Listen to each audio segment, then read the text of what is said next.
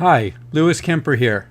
I just finished writing an article for Outdoor Photographer on using the local adjustment tools to take your image from the ordinary to the extraordinary. Now I was processing this image today and thought I'd share with you some of the steps that I took to take this image and make it a whole lot nicer. This is an image I took a couple days ago along the American River Parkway in Sacramento, California. And I like the composition. I like the leading line of the trail bringing you into the river. I like these trees back here kind of catching a little bit of the light, and I like that these trees over here on the left are catching some of the light. But the image is just kind of flat, not real dynamic, and I want to show you how very quickly and very easily I took this image from here to here. So I'll go over those steps with you. First thing I did was, when I have a picture that has a lot of sky and the sky has clouds and texture, is I usually try the dehaze filter. And the dehaze filter is found under the effects tab. And I'm going to take the dehaze filter and move this up, somewhere up in that range. And that gives me nice texture and detail. It makes the skies pop out. But I found with the dehaze filter is that it usually makes a very kind of unnatural blue color. The sky just never really looks that blue. So when I use the dehaze filter, I then go up to the HSL tab and take the saturation of the blue back down a little bit. And that's a whole lot more natural looking in the sky. Maybe we can go up a little bit more. Something like that. And right away, the dehaze filter, as you notice, also made the light over here on these trees a lot more pronounced. And it did bring up a little bit of the highlights on the trees back here. But I want to really accentuate this path, and I want to accentuate this tree and those trees. So I'm going to do that by creating an adjustment brush. So I'm going to go over here, select my adjustment brush, and I want to take my adjustment brush and affect those areas. So when I work on an adjustment brush, the first thing I do is I turn my exposure slider either all the way positive or all the way negative, depending where I want to lighten or darken something, just so that I can see the area that I've really masked quite well. So you can see when I get the adjustment brush, I can see the shape and size of my brush up here. And this brush is a little too big to be painting on this trail with and painting on these bushes with back here. So I'm going to show you, I'm going to quickly change my brush size. And you can do that with the bracket keys. The bracket keys are the keys located next to the letter P on your keyboard. So if you take the key closest to the letter P, the open bracket key, that will make your brush smaller. And the closed bracket key, one key over to the right, will make your brush bigger. So I'm going to hold my brush down here and kind of size it actually to fit here in my path. And I'm going to paint up. And now that I'm getting towards the end of the path, I need to make that brush smaller and paint in towards the end of the path here. And I may make it a little bit bigger and just touch the front part of this edge of the path this way. Now I want to also lighten those trees back here. So I'm going to make the brush smaller, and I'm going to paint back in that area and probably down here so it looks like the sun's hitting that region. I'm going to just work from there, I think, first. So obviously the 4 stops is way too much. So I'm going to hold down my Alt or Option key and change Effect back to Reset, which will zero out my sliders.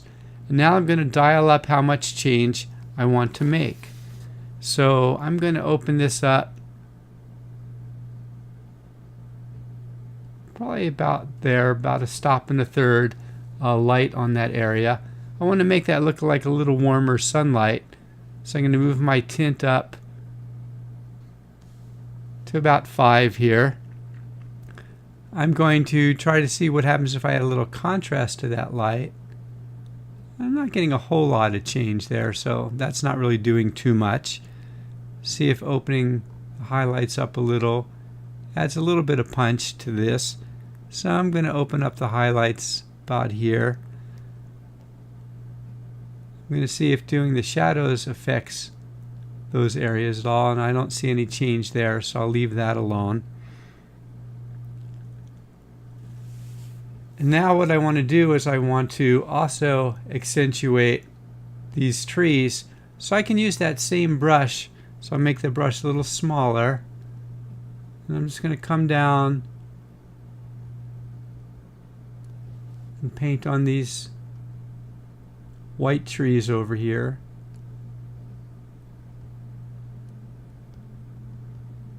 Lighten them up some. I want to make this area just maybe a little bit more prominent. So I think I'm going to make a new brush for that. A new brush. And I'm going to reset my sliders, again holding that Alt or Option key. And I want to kind of up that contrast. So I'm going to turn up the clarity and the dehaze, and just to make sure I'm seeing the right area, the exposure for now. And I'm going to paint this, and it's not going to look so good.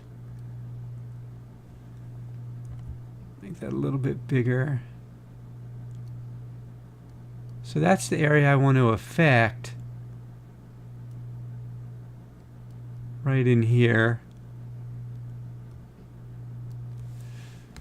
But obviously the dehaze is what's really kind of blowing that way out.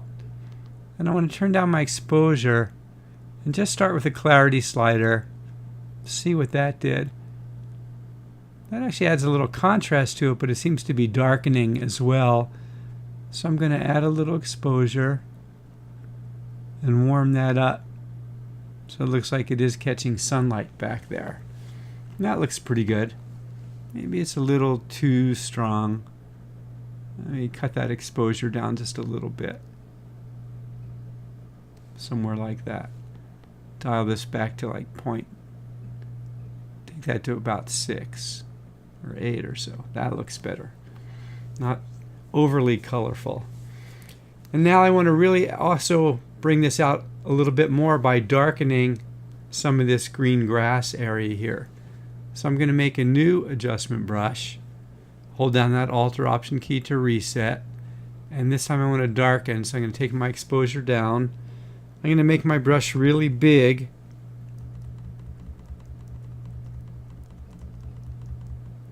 And I want to darken down this area. Kind of a little bit out here. And right in here. And that's obviously, again, way too much. So if I hold down the Alt or Option key to go to reset, and now I can dial in the amount I want to darken those areas. Just something like that. And, whoops. Moved. And then take my shadows from those areas down a little bit too. And now I've guided my viewer's eye so they're walking through the path, they're seeing the sunlight hitting those trees back there, and they're noticing the light hitting these trees here. So I want to show you the before and after of this image. So here's where we ended up.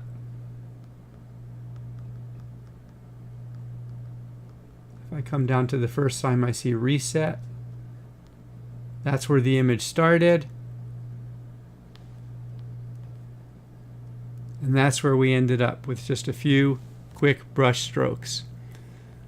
So I hope you enjoyed this lesson and that you learned some tips here that you may be able to use on some of your own images.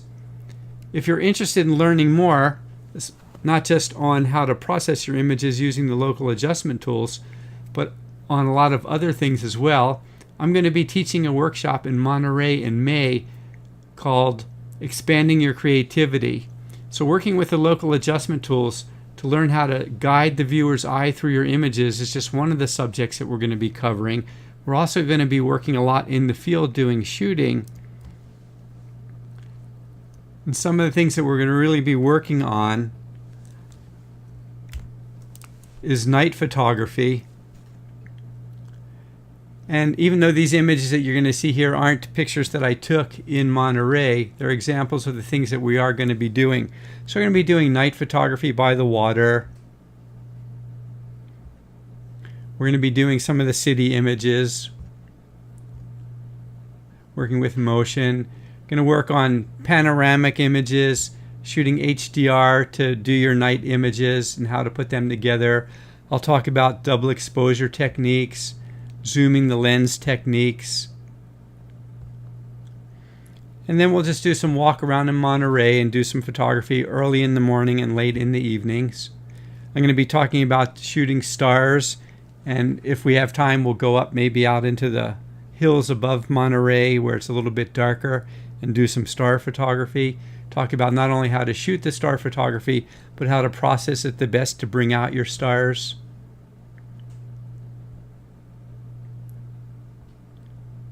I'm going to show you how if you shoot a sequence of images, like I used an intervalometer here and I did a time lapse and I shot the same scene every 5 seconds for an hour and a half, and I'll show you not only how you can put that together to the time lapse, but how you can then take that series of images and blend them and create star trails.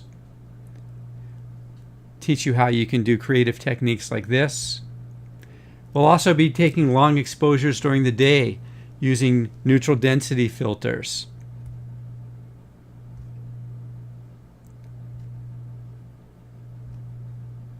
Be talking about shooting HDR and processing HDR.